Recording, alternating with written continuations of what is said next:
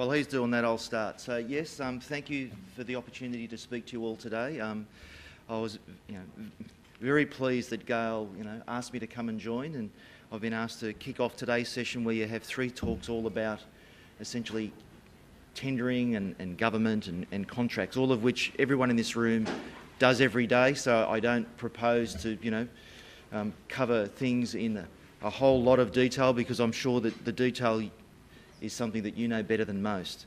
So as Gail mentioned, I'm from Hall and Wilcox. I give myself a label as a pure commercial lawyer who spans both the public and private divide. I've been, as Gail mentioned, in-house counsel at both City of Sydney and Parramatta. So I've worked on both the private side and the public side on all aspects of essentially the business of local government, of which waste is part, a very important part, but just one of a very diverse range of things that they do. So I guess a little bit more context about the sort of experience that I bring to those type of contracts, and some of the things I'll touch on today, which will be a little bit beyond the presentation, is that during my time at Parramatta, I wasn't just a lawyer, I was also the public officer. I also ran the internal audit function. I also ran the Enterprise Mismanagement Committee, because you need to be alive to those other things, because let's face it, legal is about risk, contracts are about risk, and the legal lens alone is just too small. So I'd like to think that we'll sort of try and touch upon that about tenders. So today's talk is really focused on New South Wales, but I think it's equally applicable to many other states. So the agenda's up there today. We'll be running through those 5 things. I want to touch upon what a council is and what it needs to do. We don't have a lot of time, so I will skate through these things.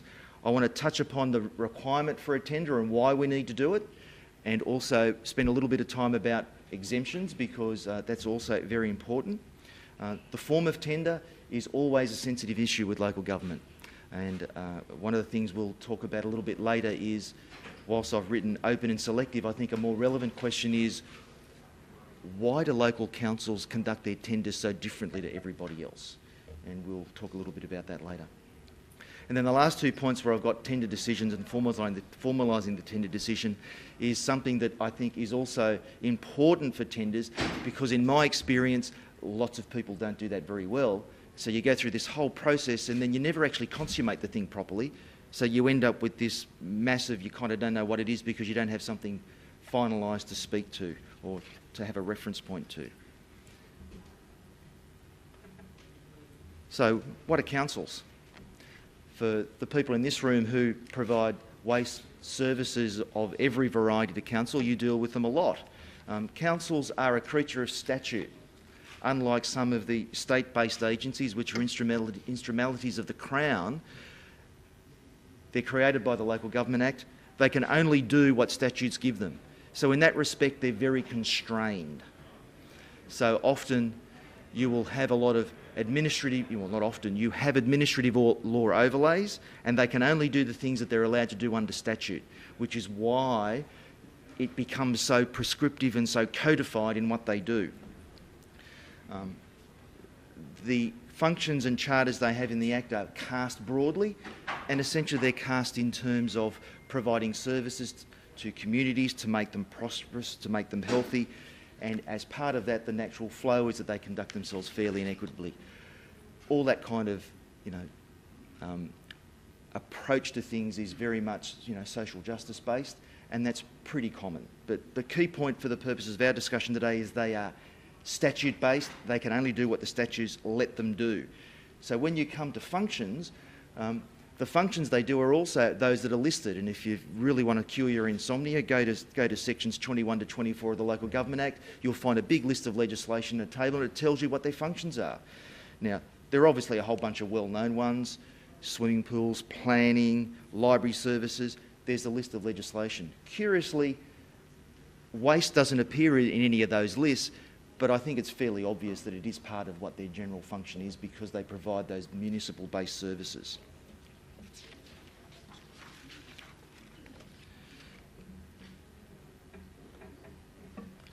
So for councils to do their thing, they've got to engage people or have staff to do it themselves. So they enter into lots of contracts. Because of the way that councils are established, and the tight rein that's placed on them under Section 55, which all of you have seen far too many times and know all about, they've got to run tenders. The way in which those things are structured is there's a fairly limited pool of exceptions. Again, all of you are probably very familiar with Section 55(3), which lists those that are extenuating circumstances. Some of them are extenuating, there are other ones where it's less than $150,000. It's probably fair to say none of the contracts that you folks are going to be involved in are really going to fall within the exceptions, but for if you're lucky enough to be in an emergency situation where it's extenuating, I think that's probably going to be rare, or the council is using some other means through local government procurement, which is an exemption, and whether you've got some contract arrangements with local government procurement. Outside of that fairly narrow pool, we've got to run tenders. As all of you know, there are a whole bunch of regional organisation of councils around the country, both metropolitan and rural, and they serve a number of functions around helping councils helping councils with the services they provide. They also do a lot of procurement, where they do lots of group contracts, which I'm sure you people have participated in. And a question that I've posed to a couple of ROCs who I've worked with and done some legal work a bit now and again is, can any of you guys point me to where you fall within the exception in Section 55(3)? And that's where everyone starts to mutter under their voice and look over their shoulder, because the answer is contracts through a ROC are not an exemption to the tender requirement. So to me, that's an area where, whilst there's mountains of legislative reform that has to happen, especially in local government space, and the amalgamations that we've seen in the press as part of that, this has always been one that's puzzled me, because people treat ROCs like a tender exemption, and the truth of it is, in my view, is they're not. The only ones that have got a blessing for a tender exemption are local government procurement and another name that escapes me. Regional organisation of councils are not. So I've always found that a little bit interesting. Forms of tenders. This is another area where there's a point of difference between local space and the other levels of government. All of you participate in tenders across the spectrum of government, and so you're well versed and at times probably frustrated with how the different levels of government conduct their tenders. Focusing just on local government space, the way in which the Act and the reg works is it's codified, and they can only run an open tender or a selective tender. And the selective tender, as you know, breaks down into either an ad in the paper through an EOI process, or a selected list where they'll often have a pre-approval process. Really, the key difference between open and selective, I don't have to explain. You folks know all of what that is about. The content of the tender documents is also something that is not prescribed by the regulation deeply. Essentially, just has some general words, and so the complexity of the documents that you're faced with in both open tenders, EOIs and selective tenders is really driven by how the councils want to conduct their work, and they're also driven by the guidance that the councils are given by people like Local Government New South Wales, also through people like ICAC, and also through the state government-based procurement officers. I think it's probably fair to say that local government tender documents are probably the most complicated you've ever seen, and I've always thought that they are overdone in that respect. I think they do over-egg it a little bit, and I think that in that sector alone needs to do a whole lot more work about simplifying their documentation, and I think that comes from better understanding what they're actually tendering for. Because I'm sure that each of you could render a war story where you looked at a particular tender and there was an addenda document that had 23 addenda and only 4 of them were relevant. I think everyone would benefit from a little more attention up front to do that, because it makes it more efficient. The tender regs don't give a lot of guidance around the criteria that's to apply when determining tenders. That's really for the councils to determine, which is appropriate as the customer. However, there is a couple of items in the regulations that you'll find which pertain to waste management services, which is, to me, probably a little bit of a historic hangover from a time when councils did a lot more of their own waste management service and they had their own teams. And what you find is that when you are doing tender documents and the council's making decisions about tenders, it needs to have regard to the impact upon any staff that it has. Now, I think it's fair to say that that never really arises, and you don't see it very often in metropolitan tenders anymore, because I can't think of a council that, off the top of my head, that actually in the metropolitan space has much of its own capability in the waste space anymore. It's all essentially contracted out. The situation is a bit different in the country. It's just another item that has to be borne in mind, and for you people when responding to tenders, it'll be being alive to the impact upon the staff that they have. Variations during a tender process are also often the bane of people's existence, especially you folks, because often they arise and they make quite material changes and often don't allow enough time for them to be dealt with. The regulations provide, set out that they must be notified so that they can be part of the decision-making process. It's all really keeping this in terms of a very regimented process, which is why the variations appear in the regulation. I'm not going to talk about the evaluation process because some other speakers later on might touch upon that, but what I want to do spend a little bit of time about is understanding how the final decisions are made by councils, because I think that's something where people need to have a better appreciation of the constraints within it that apply to a council in making decisions. For those of you who have participated in state and other and Commonwealth tenders, you're probably very familiar with their best offer negotiation process. And I've sat in my most recent experience at Parramatta having almost an argument with one of my councillors as to why he couldn't do the same thing in local government space. And the short answer is because the reg says you can't. The reg says you can accept or you can decline. That's it. And you can't say, yeah, we'll decline, but we'll go around and have another round of negotiations. It's just not contemplated by the reg, which creates a lot of difficulty in local government tendering, especially in the kind of complex contracts that are done in the waste industry, which do need a little bit of nuancing along the way.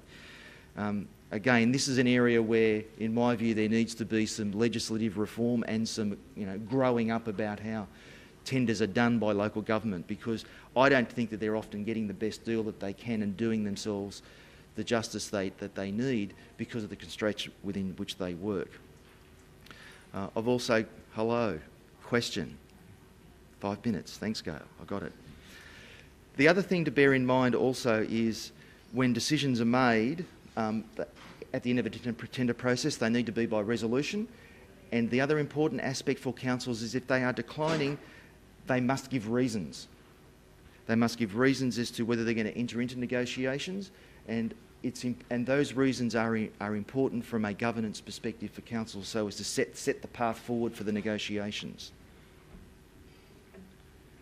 So we've had a tender process, we've come to the end, and there's been a decision made, and we've now got to get to the tender document stage. And this is the one that's also causes a lot of difficulty, because often tender documents don't do well with the delivery of the baby at the end, which is the contract. You will have seen on many times, sometimes they talk about issuing a letter of offer, sometimes they talk about returning a signed contract. There's not a lot of uniformity, there's certainly no general hard and fast rules around that. Through the legal lens as a lawyer, I like certainty. In my view, tenders should be crystal clear about when the contract is formed. Now, whether that is when the letter of acceptance is issued, as is the case with some building contracts, or whether it simply says we've made a decision but there's not legally binding until we've both signed a contract, I actually don't care which approach we follow, but I think there needs to be more clarity about that, because often the debates and argument that happen, especially where there's been some degree of negotiation along the way, as inevitably there is, and I'll come back to that in a moment, is this uncertainty about when the contract is formed, because often you guys are going and already started the services, and so then the lawyers get involved and say, well, there's a bit of part performance going there, and it gets uncertain. So, I think there is scope for you folks in responding to tenders to make commentary about that, and no doubt when you seek amendments, you might seek amendments about that topic to deliver more certainty at the end. The other hot topic that's always arising in contracts and tenders is what I've got there for the scope for contract change. This often arises, and other people will talk about it in later sessions, about the quality of the specification and contract that's been provided at the outset. I've heard many stories, and I'm sure that you folks could all give an example of where you've had to ask for a number of changes to contract because either what was in there was completely unrealistic or out of step with commercial practice in your industry, or the specification was lacking. In a tender procurement contract process, realm and process, contracts must be the same. You must not have material departures. That's easily said, really difficult to define. There's not a lot of case law around it. So the only guidance I can give is that you need to remain true to the key objectives of the contract that is being negotiated and the tender that's being sought. If, the resolution is passed and negotiated and suddenly the price changes 50%, that's not the same contract. And both parties are open to legal risk around that. Whilst the legal risk exists, it's fairly rare that anyone takes anything forward about it because people move on to their next contract. But it is something to focus clearly on and better work at the outset in compiling tender documents, and for those of us in the room that help councils compile them, getting those documents better geared to what you are seeking will help reduce that. The last bullet point up there is one that's also pops up from time to time, and that's about how you actually enter into the contract and who signs it, because often with councils, even though they have these wonderful governance frameworks and delegations, lots of people sign stuff they shouldn't, and so it's something to be very much alive to, because when it all hits the fan and you're coming to talk to lawyers about whether that contract's enforceable, one of the first things that I'll be asking you about is who signed it, did they have the capacity, did you actually agree anything in the first place? And so care needs to be taken with that, especially so for the consultants in the room who are helping councils compile documents. Remind them often.